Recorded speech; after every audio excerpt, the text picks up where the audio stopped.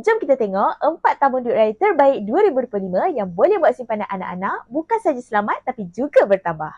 ASB 3 Didik memang antara pilihan terbaik untuk simpan duit raya anak-anak. Modal permulaan pun murah, senilai RM10 je. Akaun ni boleh dibuka untuk anak yang berumur 6 bulan hingga 18 tahun. Yang bestnya, dividen ASB 3 Didik ni stabil dan tak pernah kurang dari 6% sejak dilancarkan pada tahun 2001. So, duit-duit anak boleh berkembang dengan kuasa compound. Nak buka akaun? Boleh daftar online di laman web ASMB, pergi ke cawangan ASMB atau jumpa ejen ASMB. Kalau anak dah masuk umur 14 tahun ke atas, mereka dah boleh mula menabung dalam KWSP Aisaraan. Kelebihan bila simpan dekat sini, dividen tinggi 6.30% untuk tahun 2024 dan ianya patuh syariah. Yang paling menarik, kerajaan bagi insentif tambahan maksimum RM300 setahun iaitu 15% daripada jumlah simpanan. Nak daftar KWSP? Mudah sangat. Boleh buat terus guna apps KWSP iAccount, Self Service Terminal SST atau kalau nak cari lama, terus je pergi ke kaunter KWSP.